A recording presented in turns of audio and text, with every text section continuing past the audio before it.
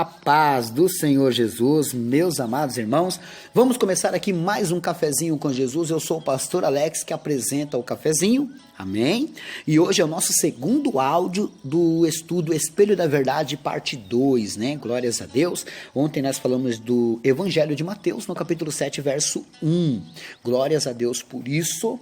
Que Deus abençoe todos vocês que não são somente ouvintes, mas também praticantes da palavra de Deus, ok? Bom, vamos então, meus irmãos, iniciar o nosso estudo e o versículo ao qual a gente vai ler hoje se encontra no livro do profeta Ageu, né? Vamos lá, profeta Ageu, no seu capítulo 1, do versículo 1 ao 6. Vamos ver o que Deus tem para nós? Presta atenção na palavra, vamos lá. No ano segundo do rei Dário, no 6º mês do primeiro dia do mês, veio a palavra do Senhor pelo ministério do profeta Ageu, a Zorobabel, filho de Seatiel, príncipe de Judá, e a Josué, filho de Jeozadaque.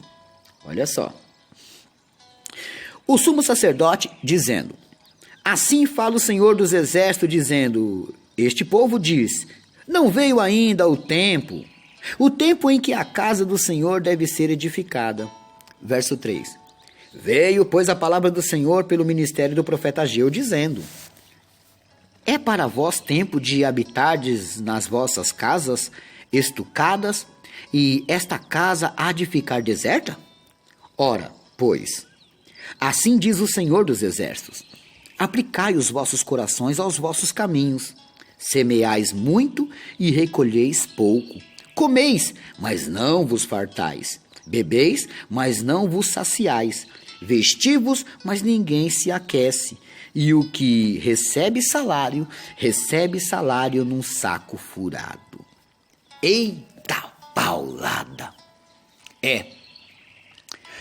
O texto que a gente acabou de ler está dizendo assim que não chegou o tempo de cuidar da casa de Deus. Seria claramente isso. É como se você estivesse dizendo, não chegou o tempo ainda de cuidar da casa de Deus, né? Então você vai reparar o quê? Pessoas preferem gastar muito mais cuidando das suas casas do que da casa de Deus. Então, eles começam a enfeitar as suas casas e a de Deus não. Vou dar um exemplo. A pessoa vai no centro da cidade e compra uma toalha. Você sabe, vocês me entendem, que existe toalhas de mão que a água nem entra. Ela é tão ruim, mas tão ruim mesmo. E põe ruim nisso, que você enxuga a mão e a água ainda continua na sua mão. Não estou mentindo, você sabe que existem panos assim. Panos muito ruins.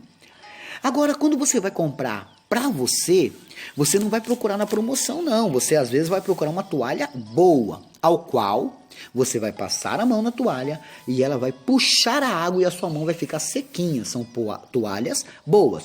Mas quando você vai comprar para a casa de Deus, você compra aquela de bacia, 6 por 10, toalhinhas simples, e manda para a igreja. E ainda bate no peito. Foi eu que dei essa toalhinha aí, ó.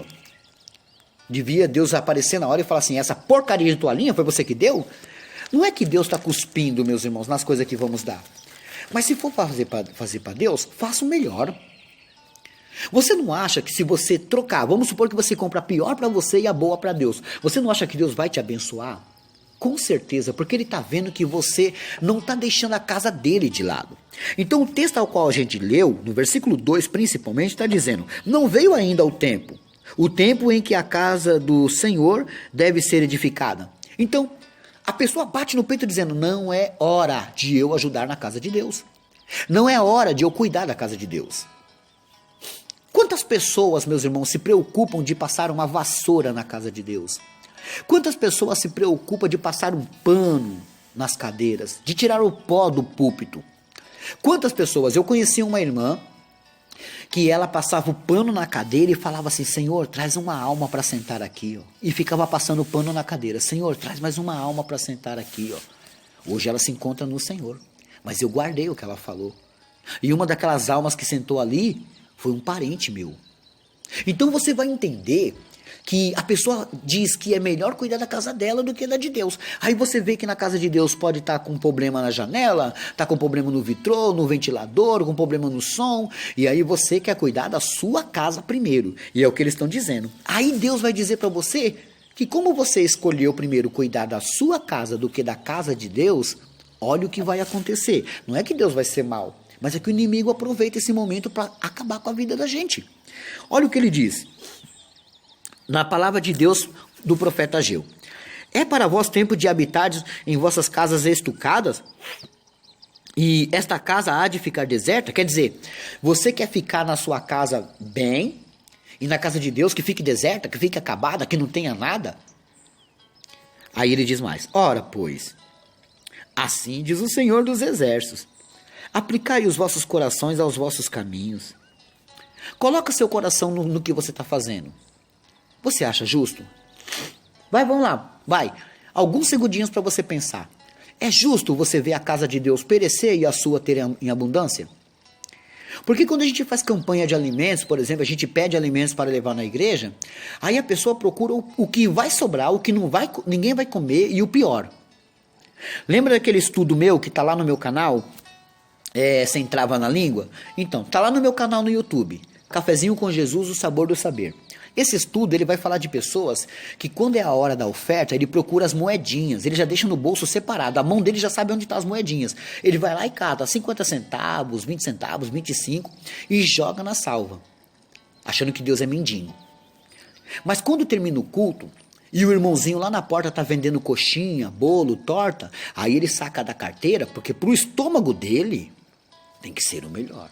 Para Deus tem que ser o pior. Então ele acha que Deus não está vendo isso. Então aqui o Senhor está dizendo na boca do profeta Ageu: olha o que você está fazendo e julga se isso é certo. Vamos lá, pensa no que você está fazendo, é certo? Você concordaria? Aí ele vai dizer o que acontece com essas pessoas que são avarentas. Olha o verso 6. Semeias muito e recolhestes pouco. Isso não é na igreja, é lá fora. Comeis, mas não se fartais. Bebeis, mas não vos saciais. Vestivos, mas ninguém se aquece. E o que recebe salário, recebe num saco furado. O dinheiro some. O dinheiro esvazia do seu bolso. Por quê? Porque você não está sabendo investir na sua vida. Meus irmãos, eu uma certa vez peguei minha carteira profissional e falei: Senhor, seja meu patrão. Me ajuda, me abençoa. Um dia eu coloquei no meu coração: Senhor, eu quero todo mês R$100 sobrando para mim olhar uma pessoa e o Senhor falar comigo, dá para ela. E eu tirar o dinheiro e dar para a pessoa. E Deus tem feito isso comigo. Não adianta você aparecer na minha frente pedindo que eu não vou dar. É Deus que me mostra. Uma certa vez eu vi um japonês passando na frente do meu trabalho, meus irmãos, puxando um carrinho lotado de papelão e a mulher dele puxando o outro. Eu olhei para ele e falei: Senhor, só um minutinho. Saquei R$100, falei: Deus mandou te dar, porque não era meu, foi Deus que mandou. Eu dei para ele. Na mesma hora ele puxou a barra da calça dele e mostrou uma ferida imensa, que ele tinha que vender aqueles papelões para comprar o remédio para aquela perna. Meus irmãos, fazer o bem, a gente ganha de Deus. O pastor Léo, essa semana me contou um testemunho. O pastor Léo é lá de Guaianazes. Ele me contou um testemunho, né? Que ele foi para Mogi trabalhar. Eu espero que ele não fique bravo por eu estar contando isso. Mas, meus irmãos, eu estou contando porque foi lindo. Um mendigo, meus irmãos, pediu um alimento na padaria. Se não me engano foi isso. E o dono da padaria não quis dar. E quando ele viu aquilo, ele foi lá. Em vez dele comprar um pãozinho de queijo para o mendigo, Deus falou: não, compra um lanche maior para ele. Ele foi comprar um lanche maior para o mendigo. Agora me diz, meus irmãos, ele ganha ou perde? Porque quem se compadece de um pobre, empresta a Deus. Você está achando que quando ele clamar, Deus não vai ouvir? Porque quem tampa os ouvidos no clamor de um oprimido, um dia vai clamar e também não vai ser ouvido. Isso está na Bíblia. Agora compreenda, meus irmãos, que a nossa vida aqui é cheia de testes. E toda hora Deus está olhando. Lembra quando eu contei do mendigo? Toda hora Deus está olhando. Como é que é você? Agora aqui o que Deus está falando? Você vai na casa de Deus, vê a casa de Deus passando necessidade, o que você faz? Fecha o coração. Mas para sua casa, você esbanja luxo. Compreendeu? Então Ageu está nos ensinando aqui, ó. Muda esse quadro. Semeia muito e recolheis pouco. Muda esse quadro, você vai semear muito e vai recolher muito mais. Você vai comer e vai se fartar, você vai beber e vai se saciar, você vai se vestir e vai se aquecer, e você vai trabalhar e ganhar um salário, e o seu bolso não será furado. Amém? Muda esse quadro. Esse é o espelho da verdade, parte 2. Hoje é o versículo 2. Ok? Anota aí a lição de casa de hoje. A lição de casa de hoje é 2 Timóteo 1:7. 2 Timóteo 1:7. Está fazendo aniversário hoje a Ednilda Adil, lá de Ipiaú, Bahia. Tá? A Beth te parabeniza, Ednilda. Deus abençoe grandemente.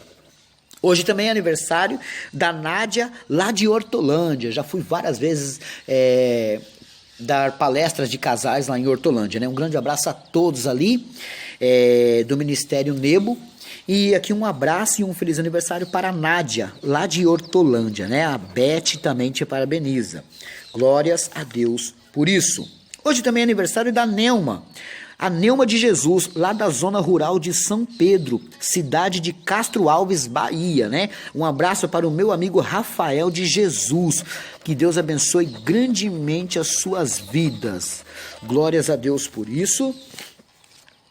Deixa eu ver aqui mais avisos, meus irmãos.